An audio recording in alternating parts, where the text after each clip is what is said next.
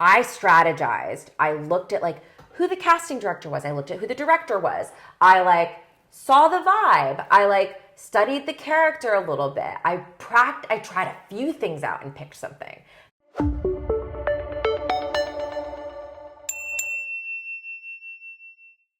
Welcome back to It Takes the Universe. I'm Ashley, and today we have... Rekha Shankar.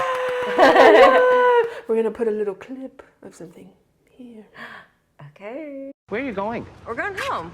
But you have to film at all times. If I say cut, that means keep the camera rolling, okay? Let's do it again, from the top. You want to do this conversation again from the top? Yeah, this is my life story. You ruined that scene of my life story. Where are you going? I'm going home. That's bad acting. Okay, guys, writer, actor extraordinaire. Boop, boop, boop, boop. Okay, we always start from, where are you from? I'm from Philadelphia, or outside Philadelphia. Oh, yeah. Philadelphia. Anybody? Connecticut? And then what was your first creative outlet? Ooh, Philadelphia. Interesting. So actually, when I was little, I really liked drawing and painting. So I would say that's the first time I was like more artsy than anything else. I wasn't horrible. I wasn't incredible, but I was probably better than other people my age just because I did it all the time. And like, it's like my dad tried to put me in a piano class, but it's just like that didn't take. Art was the only thing I was like, okay, I do like doing this. I like doing it after school. Mm-hmm. Whenever I can extracurricularly, I like to paint and draw. Yeah, I saw on your Instagram you were like drawing some carrots, avocados. Oh, yes. I still like to draw if I can, yes. So many times.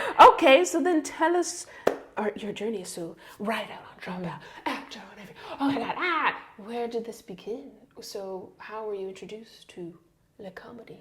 Yeah, so I grew up watching a lot of sitcoms. My whole family is immigrants from India, and I don't think it's uncommon that a lot of immigrants, when they come here, watch a lot of American sitcoms.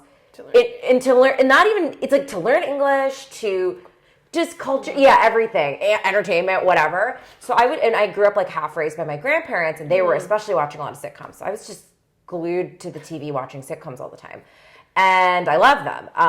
And when I was getting a little older, like getting into middle school, whatever, I still continue to love them. TV was like my favorite hobby, and I would watch it pretty obsessively, and kind of like the way fandoms really became a thing once we got access to like the internet. Like you could like actually read about the stuff you were watching, like especially when I got to high school, I could really actually read about that stuff. And that kind of came in perfect alignment with when I started watching Seinfeld. And Seinfeld for me was the first time I was like, comedy is mind-blowing. Like, this is crazy. Like, I had liked watching it. I had a really funny friend in 5th grade that was like, being funny can be like a personality. She like really inspired me to be like, that is a thing I could try to do. So I would try to be as funny as her. It was impossible. But when I saw Seinfeld, I was like, wait, you can be funny, and that can be your job. Especially because I can now like research how Seinfeld was made, and I was like, I found out about Larry David, and like I started to keep like a notebook towards the end of high school, like let me write down ideas, and I was just so obsessed with Seinfeld, like crazy obsessed. I still didn't know if that could be a job I could have, but I was like, at least I know it is a job. So that was sort of my intro to comedy. American sitcoms. Yes. Oh my gosh. Okay, so now we know possibly. Could it be? Okay, so it's crazy because you've written so many things for College Humor. Is it now Dropout? Like, is it two different things? Crazy. How? Now we're saying comedy. How did you get a literary agent? Did you just start writing things on your own? What was your first, like, let me write something, film something? Yeah. Put it out there? Yeah, so I went to film school. I started out going to like the College of Arts and Sciences at NYU and quickly transferred to the film school because I was like, I got to give this comedy thing a shot. And so I had a writing background there and a video editing background. So I could write some stuff and then get a friend to shoot it and then cut it, which was really helpful because I found that a lot of my friends had like, the editing process was a stopping point for them because editing can be really annoying. Yeah. But I was like, I actually liked editing, so this was really helpful. So I could make my own like really short form things like sketches. And when I graduated, I got jobs in post-production. I was assistant video editor for a few years. And it wasn't satisfying, so I still kept making my own sketches on the side and was just like kind of trying to do that with regularity. Like my friend sort of posed the question, like, why aren't you doing that? I'm like, that is crazy, you're right. And I started taking UCB because I was like, I need to be a better writer because my sketches are all stalling out. I didn't know the vocabulary at the time, but now I know. I'm like, oh, I wasn't exploring. The audience could get ahead of any of the jokes because I wasn't exploring enough and I wasn't heightening. And so I started taking UCB in tandem and kind of realized it was improving my sketches. So I kind of had a flow there while I was assistant video editing. And then eventually I just kept doing that and was able to like quit my full-time work, assistant video editing, because I was lucky that's a freelanceable skill. So like, I know that not everyone can quit their day hustle, but I was like, I can get freelance work doing this. So I was able to quit that and like really dive into like, I'm going to make sketches. I'm going to write my first pilot. I'm going to like do all these things and I'm going to be really fucking bad at it, but I'm going to like, all my money is going to be saved to just make sketches or submit my scripts to places. So I was doing that, got rejected from so many things, so many. Like every year, like 15 contests, kind of get rejected from. But putting my sketches up on YouTube steadily, and I slowly stopped being asked to like edit stuff and slowly started to be seen as like, you write stuff. And like, oh, you perform too, interesting. And then the first like writing job I got, a buddy of mine, James Cross, found a Facebook post that was for Francesca Ramsey's show Decoded on MTV News. And it was like a infotainment type show. And they needed writers, and they were like, submit sketches. I think they asked you just to submit sketches. So I wrote 2 sketches, I think, and submitted, and I got hired. And it was super freelance, but I was like, I finally got hired to write something. Right. Cool. Yeah. And so it was like, but it was about, from film school until then was about 8 years or something. And that's like including like baby years in film school until then. Hustle. But just like really, really trying to just make shit by myself is how I did that. Oh my gosh, that's amazing. Okay, so your first gig. Yeah. What did you feel, I guess, confident with going in, and then what did you learn? I'll say I was like so unbelievably excited. It was like, I don't even remember if I was confident or not. I was just so excited. And something weirdly that like helped me on that first day, I had a bunch of improv coaching experience by that time because I had been at UCB for 5 or 6 years by then. And in a writer's room, when you're pitching jokes, it's really similar to coaching and watching a set and kind of asking questions to a team. At least I felt of being like, what was the game there? What are some other ways we could heighten it? Like giving them exercises. It weirdly translated very well to joke pitching because I was asking myself those questions like, how can we heighten there? And like able to answer them. And so I found that first day, after the first day, I was like, I think I'm good at this. Like, cool. Right. That freaking rules. And who knows? Francesca Ramsey can tell me otherwise. But I really had a good time doing my days there. So that was really fun. Amazing. Yeah. Okay, so now you have this first writer job. Yeah. For your future writer jobs, was that still like you somehow like submitting or through network or was I'm still submitting. Like I'm definitely not at the point where like I can just get hired. But like, yeah. So after that job, it was really like clear to me. I met up with who later became a future boss, Phil Jackson, who created Grand Crew on NBC, which you should watch. Which you wrote. Which I wrote for. But at the time, he was just someone I knew through UCB and who had been my coach a few times. Yeah. And but he was such a talented performer and a really good writer. So I hit him up, and he had just been hired at Key and Peele, Comedy Central. You should watch it. And I was like, this is a UCB New York guy who was really nice, really normal, and got a job that I would consider on one of like the best TV shows I'd ever seen. Especially because I loved sketch. Yeah. So I hit him up, asked him to coffee, and was like, what do I do? And at this time, it was still a thing to write spec scripts. That is not a thing anymore. You write pilots. No one's like, give me your ghost script. Like, most people ask you to just write an original sample. Wow.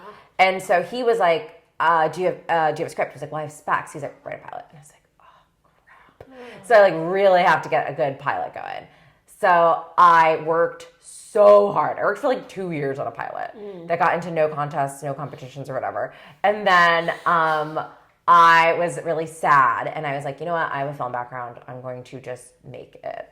So I like did a digital series version of it and did a Kickstarter. And your question was something. I definitely know you asked me a question and I was leading to an answer. And you asked me if like I had to keep submitting samples. Yes. The answer is yes. It's just when you get lost in the hard work and the hustle. Because basically, like, what forced me to even have a sample was that conversation with Phil, and then that was the sample that I started to try to use that didn't get me anything. So then I realized I need another sample, or the second sample. That was a really, really bad sample. I don't send that to anybody. Speak about it. And then I was like, I have to write a third sample. Crap. And meanwhile, still trying to make my own sketches. And then having the job at College Humor, around then is when I got a job at College Humor by submitting my old like sketches that I had been working on already. I got that job, moved out to LA, but then it was still like, you still need long form samples. Like my first one isn't good enough. My second one was really bad. Make a third one. So it's just like doing so many things at the same time. Just constantly writing and changing. Yes. Wow, I didn't know that specs were old news, because I, not a writer, so I don't know, like, when I was talking to Phil, I was like, what's in a packet? What do people expect? And he's like, it's pretty much catered to whoever you're submitting to. And that can be true, too, because some people, like Mindy Kaling put out a post once, I was like, I don't know why people don't do specs anymore. It's like, I'm doing what the industry's telling me. I've never been asked for a spec. I wrote one for fun during the pandemic because I was like, I just need to write something. Nobody on planet Earth has asked for it. But I do have 7 pilot samples. And just to clarify, for non-writers, what is a spec versus original pilot? Yeah, a spec, it's like short for speculative. So basically you're writing something on spec. Nobody has asked you to do it.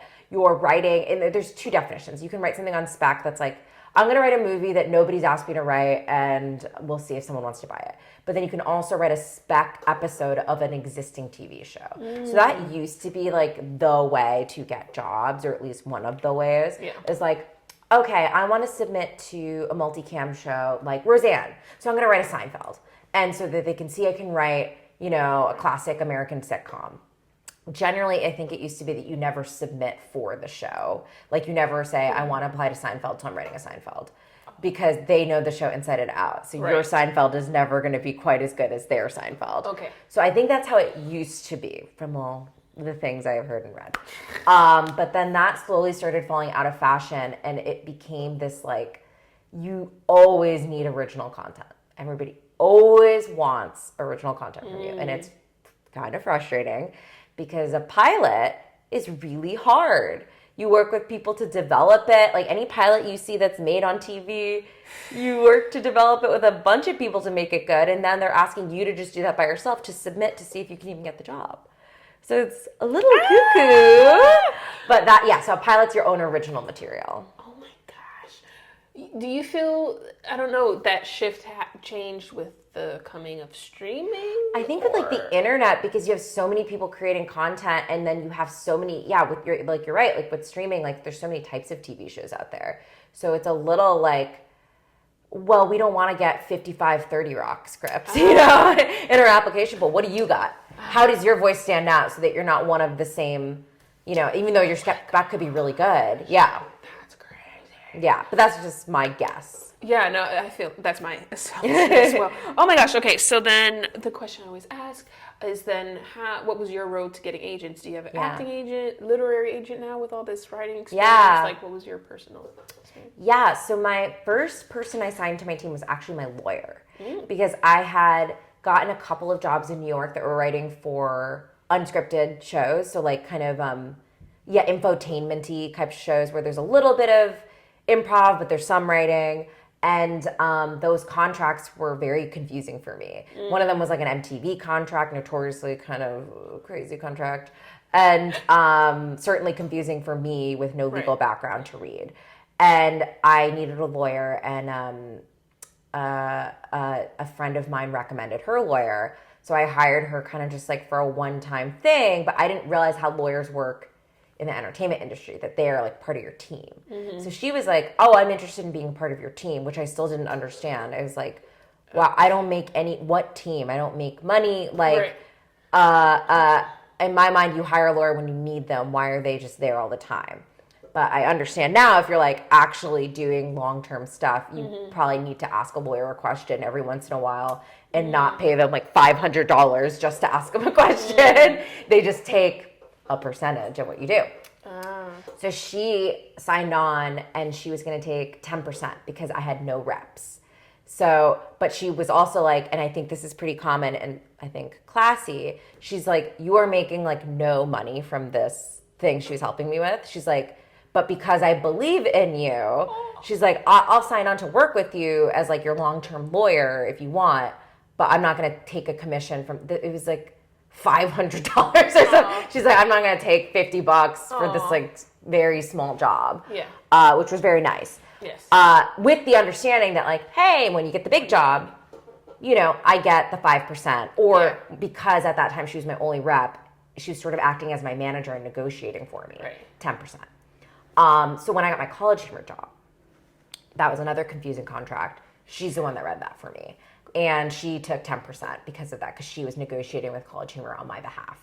Like a manager might. So I was like, okay, cool, I have a lawyer. This person I pay to like me, basically. And I had meetings with reps and managers before, but it was a little bit of the classic kind of Hollywood thing where they're like, I'm obsessed with you. Oh my God, let's talk again. And then you're like, great. And then they don't contact you again. And you're like, okay, I won't take this personally, but I don't know what to do because I've made contact with you. It seemed to have gone well. You don't seem to want to pursue me. And they'll always just be like, well, just keep getting out there. Keep putting stuff out. And you're like, okay. So you want me to come with credits? Yeah, basically. So then I just kept trying to get more and more credits. I would try to update them if I got this thing in the New Yorker and wanted to send it to you. And they're like, awesome. Or like, don't respond. And you're like, okay. So then I don't know where I got the idea. I just like asked my lawyer. I'm sure this is very commonplace. And I'm like, I'm a genius. But I was like, do you know any managers looking for clients? And she's like, I do. Because she works with plenty of her clients have managers. So she's like, let me ask around. And she found, she has a guy she was working with, my old manager, who's like really sweet, really nice. I met with him. He's like, I really like your stuff. I read this, and this. I'll sign you. And I was like, oh, shit, cool. And so it was through my lawyer that I met my manager. But the like caveat being, in between hiring her and getting him, I was trying to create as much stuff as possible. So by then I think I had like my second actually good pilot finished. Plus I had made the digital series of that first pilot. So I think he knew like, oh, she's going to fucking work. Like she's not going to sit back and wait for me to do everything, which managers want you to be hustling really hard. So I think I had done stuff to like show, even if I don't have credits right now, I'm going to work my ass off. So that's how I got my manager. And then my manager set me up with meetings with agents. And that's how I signed with my agents. Yeah. The hustle. Yeah, it's a lot. Oh my goodness. Okay. Oh my God, I commend you for the hard work because, you know, I feel like sometimes in the industry, some people don't put in that work ethic because they expect the agents to do everything. So I commend you for that hustle. I respect the hustle. Okay, let's see. Oh my gosh. Was this your first, like, major thing you wrote on Dropout? Was the Gods of Food? Oh, so Gods of Food, when I was at College Humor was like, we are an internet company that makes comedy sketch videos, but we were going to go into the streaming, area. We're going to create a streaming service called DropOut, where it'll be behind a paywall and it'll be premium content. So at College Humor, I was the head writer there for a couple of years. We were asked to pitch long form kind of ideas or for more premium content that could go on that streamer. I'm a huge cooking nerd. I love food shows. And my coworker, Brendan Lee Mulligan, loved hating on food shows. And we both came in with pitches. His was like, I don't remember, but they were slightly circling around the same idea of just like how to lampoon cooking shows. Because I watch them and I love them. He watches them and finds them like pretentious, if I'm quoting him correctly. So at first we were going to team up to do something with a food show. He then got a little show called Dimension 20. That's only the most successful show that's ever happened. I might be... Which you're a part of as well. And I might be butchering that trajectory. I mean, Brennan was going to make anything that he did very successful. But it became just then my project. I got to have a lot of fun being like the EP of a parody cooking show. Wow. It much like all the scripted content on Dropout, nobody watched it, and that's okay. That's okay, everyone, but you can watch it now. But it was really, really fun and satisfying to make. I got to meet a lot of chefs that I am a fan of. So my little like nerd heart was very happy. Oh my gosh. Yeah. That's crazy. Your own show. Yeah. Oh my god. What would you tell people who are like upcoming writers of like, I'm gonna write my own, is a whole entire show? Like I can't even imagine. How do you approach that from like, let's say you're starting with sketches, right? 3 to 4 pages to then, now I'm going to write a whole, what is even the mindset? Yeah. How are you doing it? For me, I am, and this is obviously not available to everybody, I'm very pro classes if you can take them. I love the structure of a class. I love the deadlines. I love like tidbits. You know, I highly recommend Ben Axelrad's classes if you can take them. They're really, really helpful. So, and the reason I say that is because making a TV show, whether it's like Gods of Food, the episodes were like 14 or 15 minutes, but it still had to have a through line. It's like a season of a TV show. Or you're writing a pilot and you're writing a whole like deck and being like, here's what the first season would look like. It just needs to have an engine. Like, what's every episode about? When you watch an episode of Friends, you know what you're getting into. Like, every episode, the friends get into some sort of interpersonal hijinks and like 20-somethings in the city hijinks, you know? That's kind of the engine every episode. Procedurals, really easy engine to find. When you're watching Law and Order, what's the murder of the week and how do they solve it? Easy engine. It's figuring out that engine. Because you could say, like, a lesser creator could be like, 6 friends in the city. You're like, great, so what? You know, and not really have a hook there. Or Seinfeld, right? Famously kind of has an anti-hook. A show about nothing. But it's like, it's not a show about nothing. It's a show about like piddly grievances. And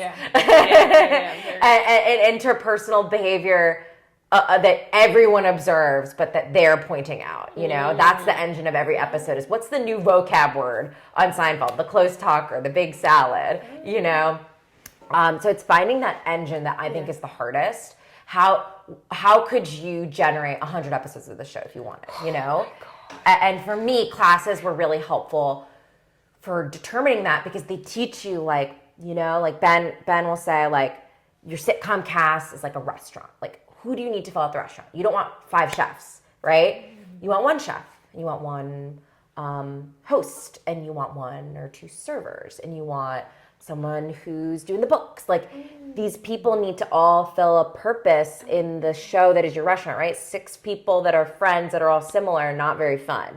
They all satisfy kind of a different requirement, where you can imagine a situation where Phoebe and Chandler are in a room together and you're like, oh, I can see some funny stuff that would happen there. So it's about building that, and it's so heady that for me, a class was really helpful to get that. Oh my God, that's so well said. Oh my God, so articulate. Maybe if you don't have access to classes, maybe like Zoom or meeting up with friends that you can hold accountable to doing the deadlines. Exactly. And even just like sitting down and doing that kind of analysis on your favorite show. Like, why does this show work? Like, can you get your hands on a script? There's a lot of like random websites where people will upload like an old episode of whatever it may be, Golden Girls or something. And like, take a look at it and be like, okay, Sophia's the blank one. Rose is the blank one. Like, why did they pick these 4 personality traits? And what's the like through line of this episode? What's the A story? And then what's the B story in the background? You know, when are the act breaks? I used to make Excel spreadsheets. There was a guy, I think it's Kiyong, Kiyong, because I used to really try to get into the Nickelodeon Writing Fellowship every year for a long time, and I tried real hard. I never got in, but that's okay. But I would read this guy Kiyong's blog. He got into the fellowship, and he was really good about detailing his process of writing scripts. And one of the things he did was I think he would make Excel spreadsheets on some of his favorite shows to be like, how do acts break down? How many pages are in an act? You know, how long was the A story? How many pages did the A story take up? How many pages did the B story take up? So I would just sit and watch episodes of Community and do that for like 10 episodes. And like color code, like, oh, the A story was pink and it appeared this many times. The B story is blue, it appeared this many times. And like track all of that stuff. And it really gets you thinking about like the science of an episode. Amazing. I just love, I love the honesty of like, it's putting in the work. That's really what it is. Like when, I don't know if Quinta Brunson was on an episode. Yeah. She's like, I don't know why people think comedy is easy or you're not supposed to study it. Yeah. But I'm like, yeah, that's why some shows you watch, you're like, and some you're like, that was amazing. I mean, yeah, and what a perfect example. Like her story engine, her characters, like everything she created is so good and funny and well engineered and well crafted. Yeah. And I don't know how long that development process took for her, but like that is such a good example, you know? Okay, so how did you find out about UCB? For me personally, I was like, oh, my commercial agent is saying I need improv. Let me Google improv. But I never even knew improv existed until like my adult life. Me either, yeah. Oh, okay, same. Yeah, because I grew up watching mostly sitcoms. And again, because it wasn't so much of a thing to like be able to Google like, how did Maya Rudolph get onto SNL? Like, it wasn't a thing. I hadn't heard improv, UCB. I didn't know there were classes for comedy or whatever. But when I got to college, I went to school in New York. So I heard about UCB from like somebody somewhere. So I went to like a couple of shows, I think. And then a friend of mine invited me to an improv show once that his friend was in. And I was like, that's really crazy. And I think I had seen the NYU improv group Danger Box do a show once. And I was like, this is really interesting. I still didn't know it was a thing like I could do or that was like teachable or anything. Right. But then towards the end of college, I remember I was like, this UCB theater seems to have a lot of comedy people in it. I don't know exactly what the deal is, but there's something called the Del Close Marathon. Let me volunteer at it. I had no idea what DCM was at the time. It's so funny to me that I volunteered because it's like the volunteers make that entire festival happen. It is so much work. It is so much work. And I'm like, my shift, I was like 20 years old. My shift was like 4 a.m. or something at the UCB Chelsea stage. I think I saw, what was it? I forget the name of the team, whatever. But Jeremy Benton was on it and he was very funny. And I was like, okay, I'm getting warmer here. There's something going on at this theater that I really like. I think I still thought it was just a theater and I couldn't like take classes there. But then when I read Bossy Pants, Tina Fey's book, and I was like, well, I'm just trying to be a writer. No one would want to see me perform. Like I'd never really performed before. She was like, take UCB classes. I was like, oh, there's classes there. Let me research this. And I think she was saying, even if you just want to be a writer or like I'd read something, it can just help your writing. I was like, well, at the very least, I should do that. Right. So then I started taking UCB while I was working like night jobs in editing. And I was like hooked. Yeah. And I really never thought, I thought I could perform, but I was like I think I could be a national. Like it was just like, why would that ever happen? I'm not trained in this. I'm not a good performer. I wasn't in school plays. I wasn't in the theater department or anything. I've never been in front of a camera. I'm not comfortable in front of a camera, but UCB just like changed all of that. Yeah. Oh, so glad. Okay, so you mentioned your parents are immigrants. Yeah. So are mine. Yes. When you were like, okay, writing, and then now UCB, you're hooked. Were your parents okay with this career choice? I mean, they had no idea what I was talking about. So like in film school, or in high school, you know, my dad was like, okay, you'll be a doctor. And I actually really liked biology. And so I was like, not super like anti that. I went to like a biomedical research program over the summer for fun at UPenn, like to just do lecture. Yeah. And so like, I really did like that stuff. Okay. But when I got to college, there was just something in the first month. I was just so sad. And it was like, I wasn't even in pre-med classes really. I like was just in the gen eds, like doing normal classes, kind of like in high school. Like, here's your like history requirement class, here's your English requirement, here's your science or whatever. But I was just really sad because also NYU was such a big school. It just like, and I was so new to living in like a city. I always lived in the suburbs, and it was just very scary. And so I was like, I need to apply to the film school. And I don't even think I don't remember asking for permission or anything. I think I was just like, I'm applying to film school. And I'm very lucky that I would not consider my parents are not strict, but my parents are also not like passive. But they're yes. And there is no also version of my parents that's like, you can do it. So they're like neutral entities that just are driven by like competence. And so I don't know what I have done to necessarily prove to my dad that I am responsible, but because in my family, I think I am like not responsible, which is psycho because in my every other aspect of my life, I'm extremely responsible.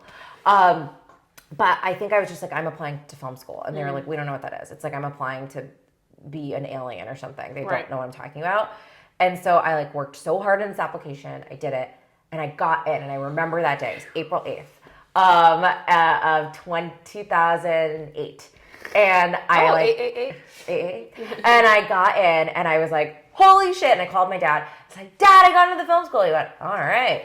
And I was like, I should tell him like I'm going to double major in something practical. So I was like, oh, maybe I'll double major in like math. He's like, math? What do you do with math? Do science or something. Like, I was like, all right, I gotta go turn this into like the bursar or whatever.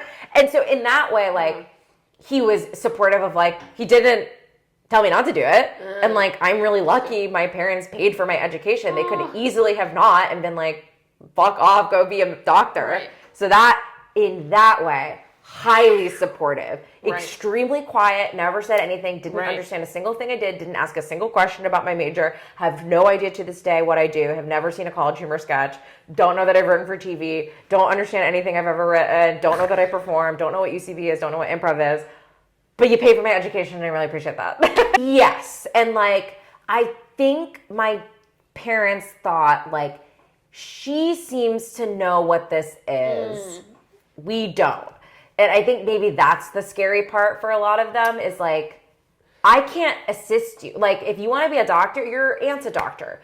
We can like she can give you guidance or something. But like nobody knows what the hell you're talking about. So like, if you say you're succeeding, we don't actually know if that's true. If you say you're failing, we don't know that that's true. Good POV. Yes. Good POV. So what have you personally learned from them that either you apply in your personal life or your career that you're like, yeah, without my immigrant parents, I don't feel like I would have had that skill? It might be a stereotypical answer, but work ethic. I got work ethic. My dad is definitely the type that's like,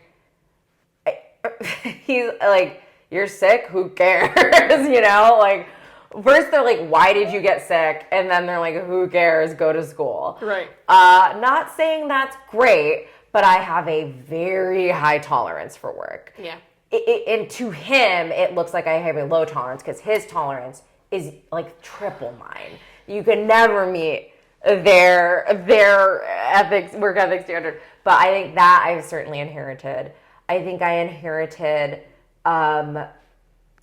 like an ability to, at least with writing, because I'm like kind of just starting to take acting classes, I need to get this tough skin there too. But like with writing, when I would get rejected from stuff, it would really, really hurt. And that bounce back time has gotten a little bit easier as I've gone. And I think taking the emotions out of it is a little bit of the thing I've learned of like, hey, that you cannot help. What can you do? Like, I can't help that I got a no from 15 film contests. What can I do? And that's when I was like, okay, I went to film school. I can make it myself. Right. Okay. So I think I got that as well. And then my dad is not someone who like gives me life lessons like in like a Leave It to Beaver way. Right. But the only time he ever did was I left I had 2 suitcases and I normally only ever brought one home from New York on the Chinatown bus. And I had put one under the under the bus for storage and one like by my side. and I forgot I had a second one, so I left it on the bus. And Chinatown bus tickets, at least back in the day, there was like, it's like a generic ticket. There was no indication of like what time your bus left, what bus number you were. There's no like tracking. They only left once the bus was full. That's why I was so cheap, baby. They're your girl's bus of choice. And I left my bag on the bus, and I was like, oh my God, Dad. We got home. I was like, I left my bag on the bus. He's like, oh my God. I'm like, no, I'll take care of it. He's so disappointed. I was like, I'll take care of it. So I called every Chinatown bus stop because I didn't know where the bus was going. Right. So I was like, I called DC, I called Richmond, I called New York, I called all of them. I was like, can you be on the lookout for this bag? It looks like this and this. They're like, yes, we'll call you, whatever. No luck. And I was freaking out because I had all my clothes in it also. And my dad comes into my room. He's like, all right, let's go. He's like, where are we going? He's like, Philadelphia, to the bus station. I was like, but I already called them. They haven't seen it. So I called all the other branches. And he's like, here's what you have to understand, Rekha. Like, you have to just do it yourself to be sure. Like, you don't know. And what he really meant was, because when we got there, the suitcase was right there. And I was like, what do you mean? Oh my God, look at this. It's right here. He's like, nobody cares. Nobody cares as much as you do. So you got to take it into your own hands. I was like, wow. Nobody on earth cares if I'm like, nobody's asking me to do an improv show. Non-offensively. Nobody thinking.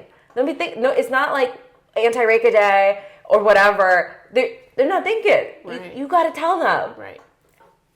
Yeah, no, like, yeah, then realizing you're like, everyone's pretty much thinking about themselves. Completely. And that's totally normal and survival fine. mode. Yeah, so I don't think this person at the Chinatown bus station was trying to like fucking troll me. I think she was just looking around. She didn't see it. You got multiple calls. Yeah, I got a bunch of calls, doing a bunch of bus loadings. Didn't see it. I, of course, am going to notice it immediately. So. Wow. And so I was like, damn, okay, that's a life lesson. Stick with you. Oh my gosh, that's so good. Is it here because you're in America, or is it because now you're first generation of having like difficulty learning about Hinduism and then learning to speak, is it Tamil? Tamil, yeah. Tamil. Can you, I wanted to, like, how did, because I guess I kind of struggle with this too, of like, am I really Jamaican? You know, am I even Indian? Am I too American since I don't know this? And then finally when you like embraced yourself. I mean, this is always a thing I struggle with because, so I was born in Connecticut in a super, super white area of the many super white areas in Connecticut. And in America. In America. And I think this is not unique to my parents, but I see a lot of Indian parents that didn't do this and I get jealous, but I understand why my parents did it. They were like, go learn English. Go learn unaccented English, i.e. Northeastern American English. Why do you want to learn Tamil? So they did not try to teach us that in any real way. The stuff I know, like since I was half raised by my grandparents and they're also immigrants, is like stuff they would say to me. They'd be like, go to bed, lie down, drink water, eat food. Did you finish eating? You know, like fix your hair, whatever. Lots of rude stuff about my hair. I get you. Yes.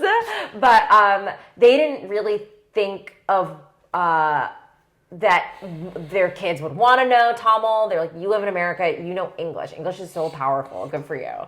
And you have non-accented English. You have American English, non-accented. And so I think that was their case for that.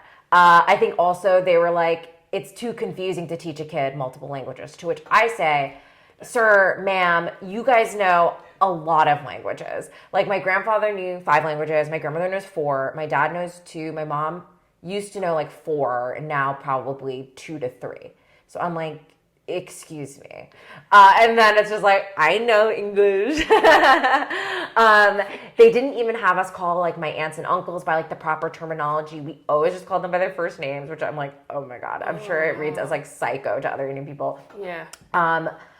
So it just wasn't emphasized in my house. And with Hinduism, it's so hard because I would get so jealous. Like I had friends that would go to like Hebrew school, or like one of my best friends would go to Chinese school every Sunday.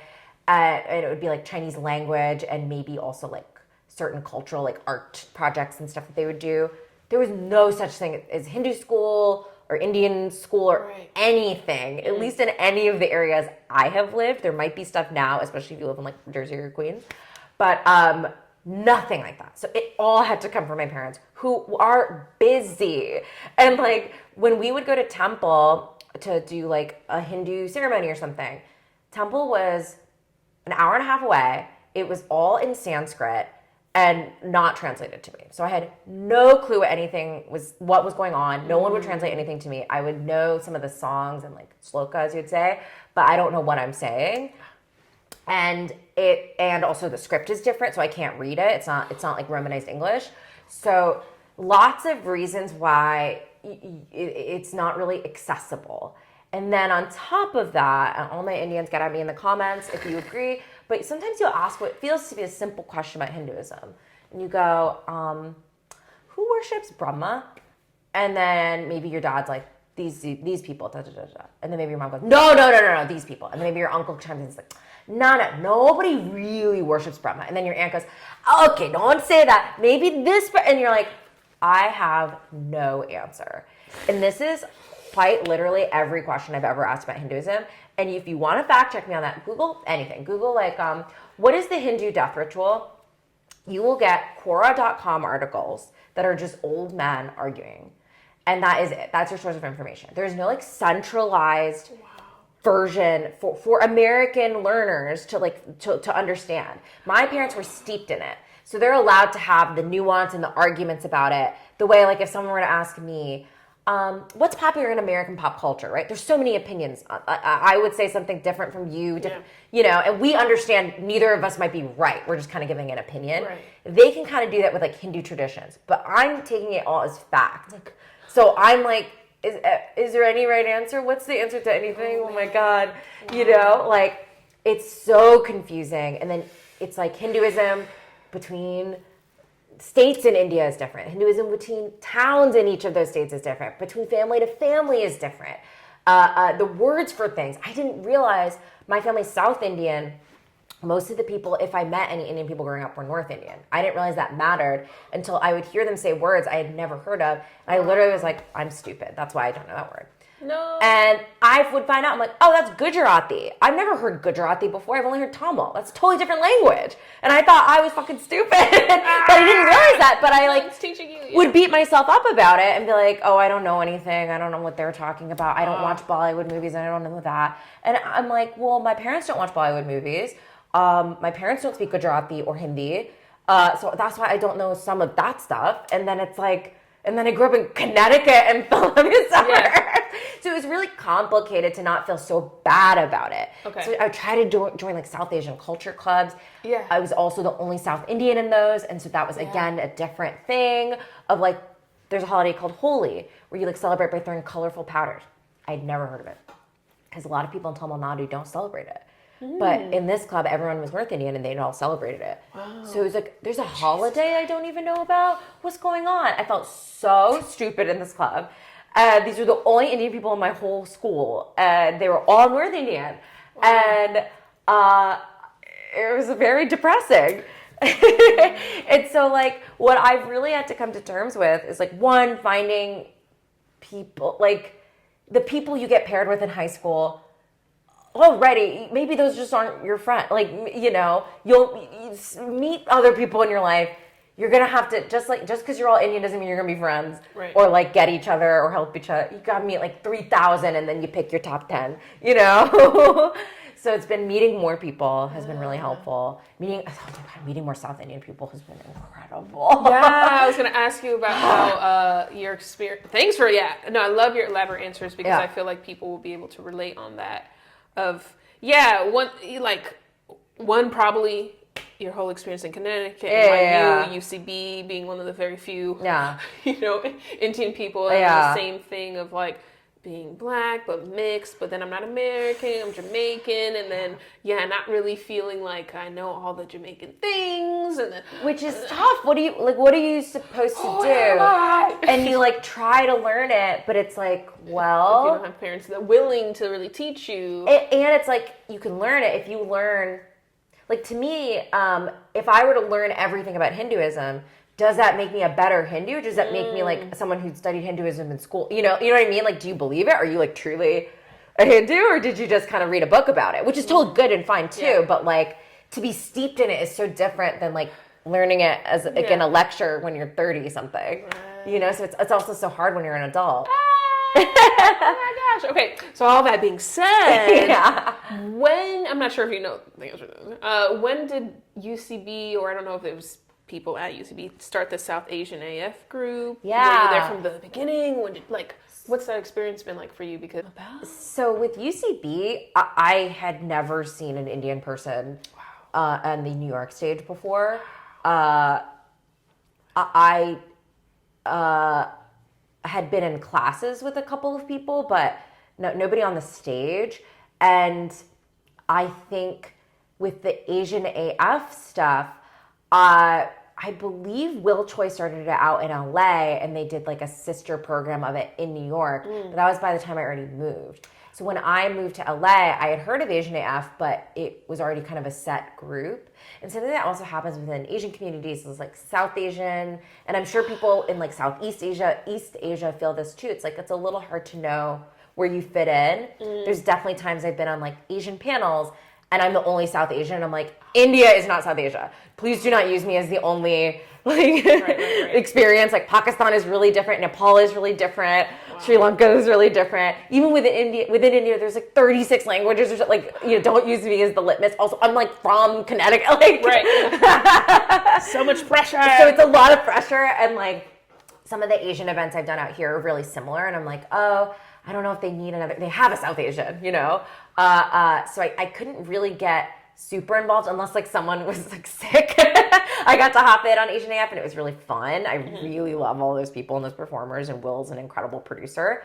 And then Shilpa Das and Dhruv, who they sing, have been manning the like South Asian branch of South Asian AF and doing such a fucking great job. And now there's like Filipino AF and Gaysian AF, and I don't know what order all of those started in, but it's really cool because it's like Asian AF is such a big umbrella. Asia's the largest continent and has so many people. So it's really cool to see all the different things that have branched off of it. And South Asian AF is super fun, especially the way Shilpa and Dhruv do it. They do it as a variety show. So it's not all improv. It's like they'll book a dance group. They'll book like a tabla player, like the drums. They'll like book a lot of different types of art. And it's really cool because it's just like, I don't have exposure to a lot of South Asian art. So it's very, very cool to meet other people doing like spoken word and like stuff like that. Amazing. Yay. Yeah.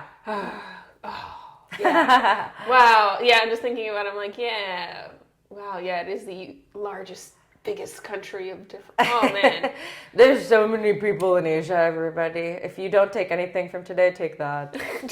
Goodbye. A lot of people in Asia. Yeah, I'm just like, you know, the cliche thing of not fitting in, but dang, when it's so big and so many languages and the different, all race, not just Asian, of like completely.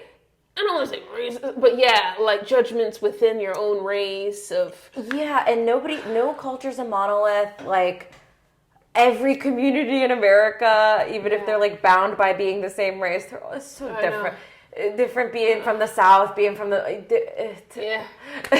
Oh man. Let's see. Oh yes. I don't know if this is true or you're choking. Okay, you did. Okay. Yeah. Writing, college humor, all these shows, Grand Crew, amazing. You told us the hustle, and now we're starting the acting. When did you start doing stand-up? Because you had a little bit about being a restaurant. Oh, yeah. So I don't really do a lot of stand-up. I do if someone asks me to, but it's not my main bag. So that was literally just me. I did a clip recently. I went to my friend Rachel Pegram's show and performed like a random character. I'm just really trying to perform more, and I think I need to, it's like almost like be student level again about how I'm going about it. Because I've done so much improv, I've done a lot of sketch, I've done a lot of half hour.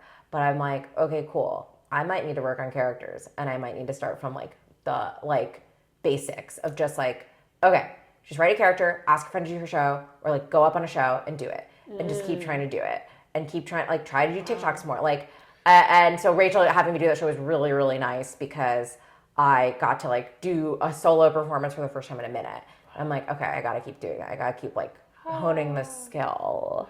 That's amazing Yeah. quality to have, even with you're like, to know like, in this area I'm pretty skilled, but Yes. to also be like humble, Yeah. to be like, I'm happy to start from here. in another Yeah, area. it's painful, but you have to have beginner's mindset because otherwise it's too mean to yourself. I can't be comparing myself to, Someone who's been doing it for 10 years. exactly. Yeah. Oh my gosh. Okay. All that being said, I don't know if it's a cliche question, but yeah, all that being said of you living in Connecticut, going to NYU, then watching UCB shows, not seeing any Indian people, then now you're writing for over 100 episodes for College Humor, writing a grand crew, now we're acting, now we're doing stand-up. Why do you personally feel representation is vital? Yeah, I mean, I think for kind of a lot of the reasons we've been talking about, it's just like, no group is a monolith, and it is psychically damaging to grow up and think you are stupid or crazy or alone, or honestly that you're like, not to say that people aren't unique, you are unique, but like that you're specific, like, God, why don't I understand this thing is unique? Like, it is so much more healing to know other people understand what you're talking about. Mm-hmm. And I think like with my like stuff around not knowing Tamil, if I had met one person that didn't know Tamil when I was in elementary school and middle school, and then when I started to really feel bad about it in high school, that would have been really helpful. Right. Or if I had seen that, like, I mean, it's just so, you end up at a point, even if you have high confidence, like, there's still sometimes I catch myself being like, oh, they said my name right. And they're like, ooh, what a low bar you're having for people in your life. That's crazy. And that comes from just like, you don't know anyone, you haven't met people that have said your name right, enough, or that know anything about your culture or have ever seen anything about it. And even the idea that people know what Diwali is, like the Festival of Lights, it's like, you do? That's crazy. Growing up, that was not a thing. Nobody knew what that was. Yeah. Like, it's just like, it's like shocking. Yeah. And I think that is psychically bad for you. To have like basic parts of your life be like, you know that? That's shocking. Right. Because then you can never go deeper. You're only like 1 inch deep with anybody. Right. You can never get past that. Like, I sometimes I think about the South Asian media that I saw growing up, and it's like, stereotypes or whatever, or like, if you see it, it's like, I want to do this, and the parents are strict and like, you can't do that, go be a doctor, or whatever. And I'm like, this is going like this far in. Give me the person that's not talking to me like I'm white and like I don't know the basics already. Like, go 10 feet deep, go 50 feet deep, actually. Right. Let's get specific here. Don't because now I can clock it a little bit. I'm like, why are they speaking Hindi? They're a South Asian family. Like, some South Asian people, South Indian family. Some South Indian people do speak Hindi, but I'm like, you can do your research. Like, or you're being lazy, like get deep, get specific with it. And like, that is the beauty of it. It's like the specificity, and you don't get there if you don't have that representation building up to it, She's an intellectual. Wow, amazing. I love your answers. Amazing. Oh my gosh. So now you're saying you're like starting with the acting. Oh yeah. Have you done any self-tapes yet, or is it still new where you like got the agent doing classes like? I've been doing self-tapes for a minute, but just sort of like, in a way, I would view as not tactical, where like I would do my best. I would certainly prep as much as I could, watch them all down, pick the best take, like really try to send in something good that's like lit and whatever.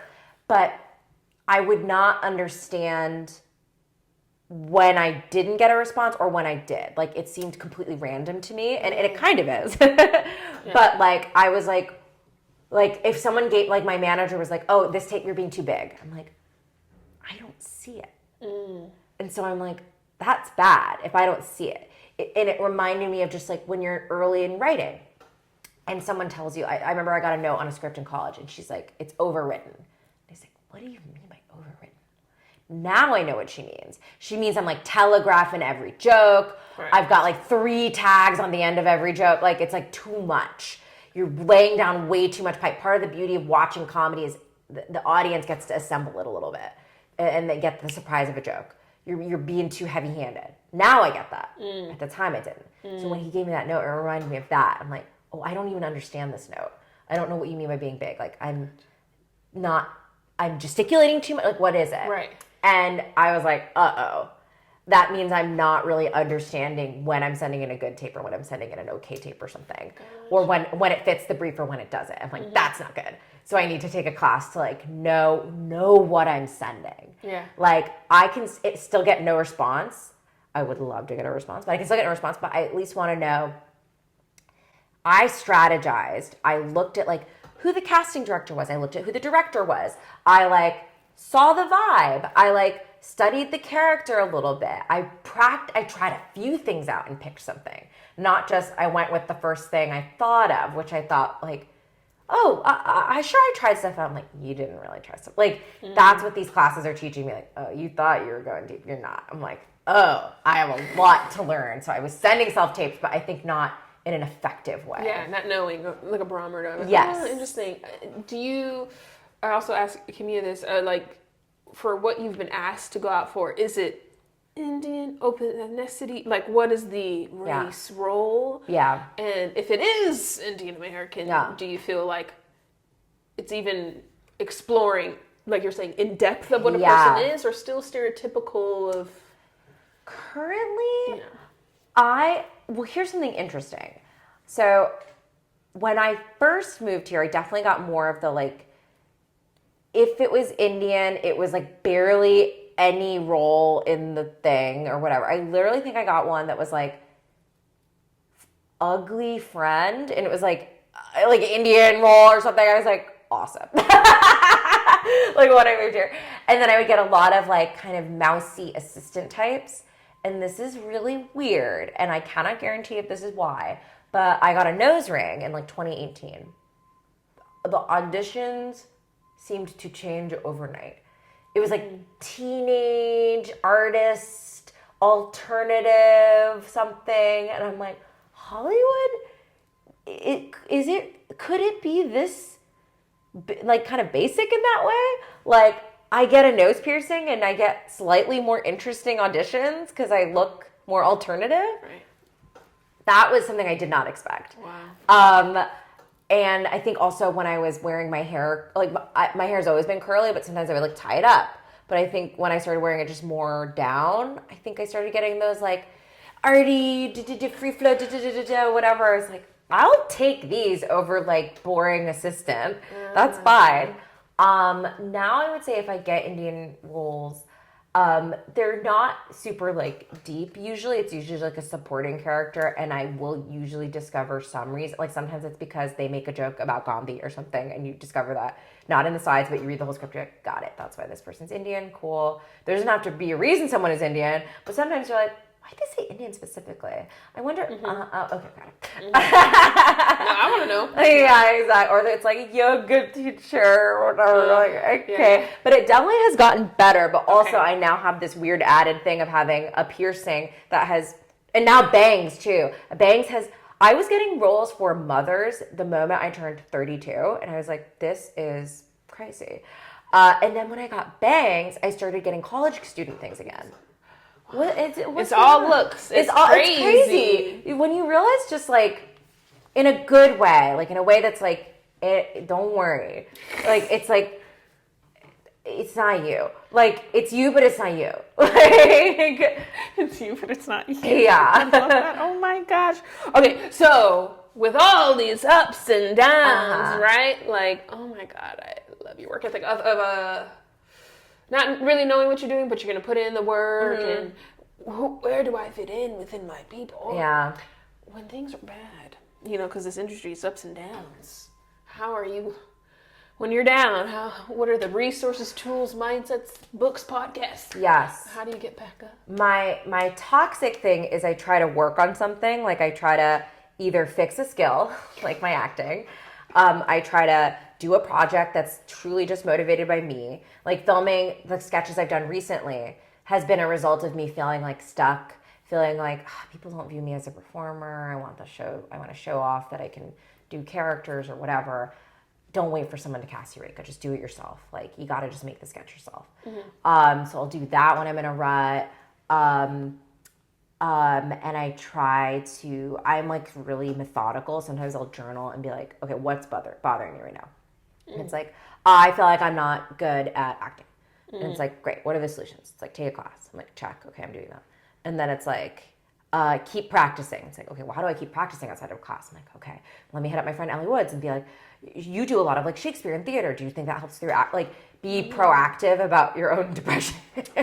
Like actively seeking solutions. Yeah, exactly. That for me, my sick brain loves solutions. So I'm always trying to seek solutions. I literally write down all these solutions and we'll be like, check, okay. And then in terms of non like work oriented stuff, cooking and baking, I find that if I don't do that for a long time, I get really sad because I think there's something about like not knowing where my next meal is or whatever that just really depresses me, and being like, if I want to eat out, I want it to be because I want to, not because I have to because I have no food in my house. Because I get into this cycle where I don't have food, but then I'm too hungry to go buy food or make food, and then I just get hungrier, and then it's like, well, I have to order something. And that, like, for whatever reason, that spiral really bums me out. So yeah, I'm in that spiral. I'm in that spiral right now because I just got back from visiting family, and so, like, I didn't have any groceries, and I'm like, okay, today I'll get them. I'm like, but I'm too hungry to get groceries. I need to eat now.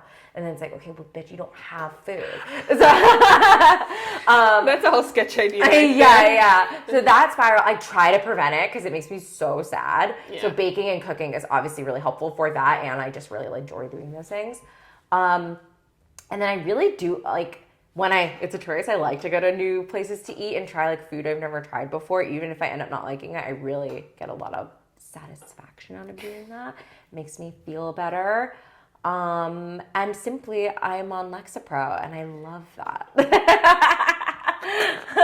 It really helps. Amazing. Everyone, seek meds if you can. Yes, seek meds. Okay. Amazing. Okay, so rounding it up. Yeah. Okay, you're 100 now, right? Mm-hmm. You've written all the things. Mm-hmm. People are like, wow, writer, performer, editor. Whoa. What do you hope your legacy is? Like, there's a newspaper. Mm-hmm. Here lies your picture and headline. Yeah. What do you wish before you farewell? Yes. I think I would just want it to be that, like, she's funny and good to work with, like a good person. I don't have an interest in pursuing things that make me feel bad, like people, relationship situations. And this industry has a lot of that.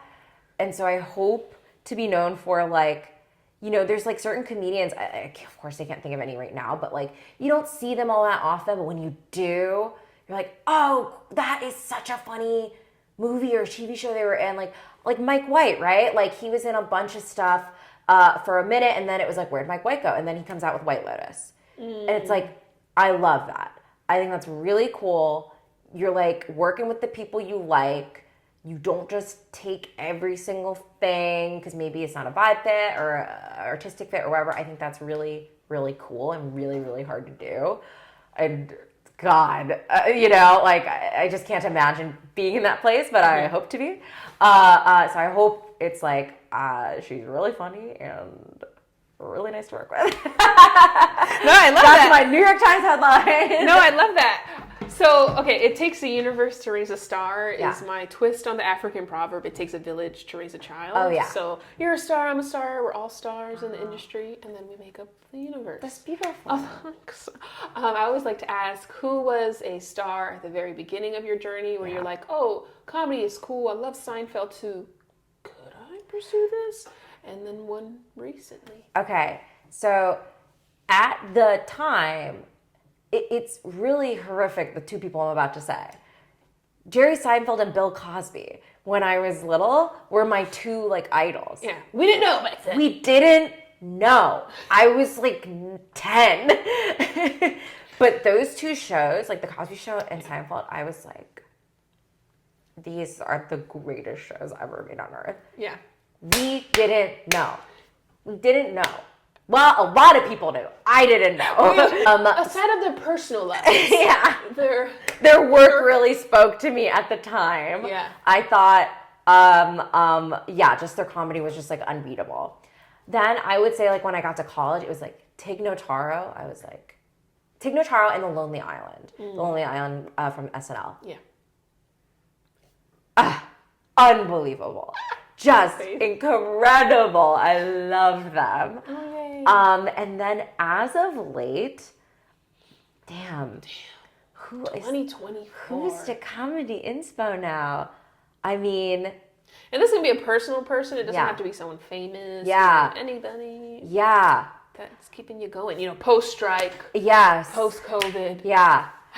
I mean, the people that come to mind, like Quinta Brunson certainly, I feel like has done something that is really aspirational and really, really awesome. In 10 years.